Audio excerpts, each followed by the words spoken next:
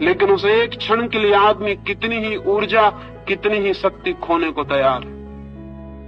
शक्ति खोने के कारण पछताता है बाद में कि शक्ति छीन हुई, शक्ति का अपव्यय हुआ, और उसे पता है कि शक्ति जितनी छीन होती मौत उतनी करीब आती। कुछ पशुओं में तो एक ही संभोग के बाद नर की मृत्यु हो जाती है। कुछ कीड़े तो एक ही संभोग कर पाते हैं और संभोग करते ही करते समाप्त हो जाते हैं। अफ्रीका में एक मकड़ा होता है, वो एक ही संभोग कर पाता है और संभोग की हालत में ही मर जाता है, इतनी ऊर्जा छीन हो जाती है। मनुष्य को यह अनुभव में आ गया बहुत पहले कि सेक्स का अनुभव शक्ति को छीन करता है, जीवन ऊर्जा कम होती है और धीरे धीरे मौत करीब आती है।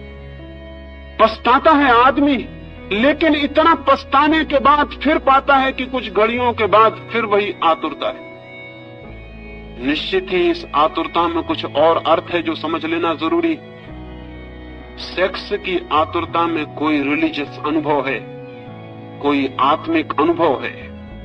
उस अनुभव को अगर हम देख पाएं तो हम सेक्स के ऊपर उठ सकते हैं। अगर उस अनुभव को हम न देख पाए तो हम सेक्स में ही जिएंगे और मर जाएंगे।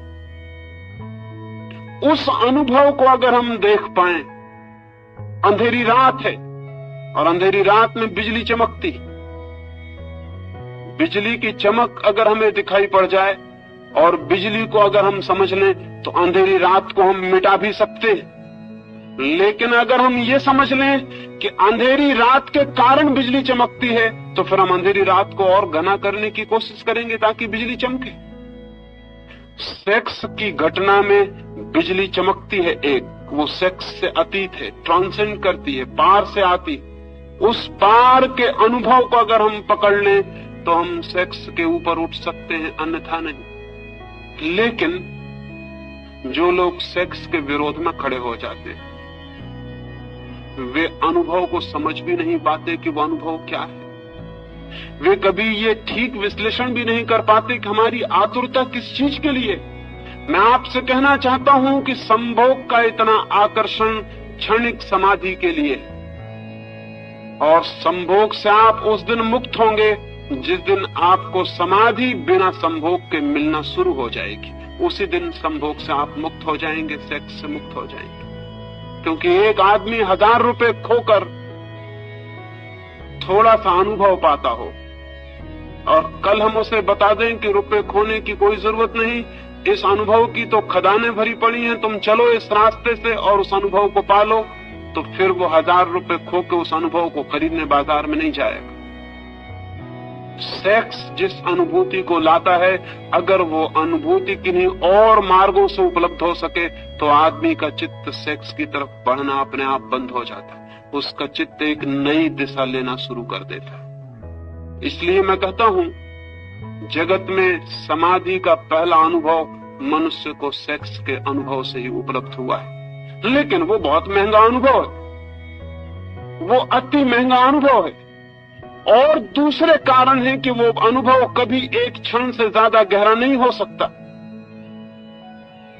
एक क्षण को झलक मिलेगी और हम वापस अपनी जगह पर लौट आते।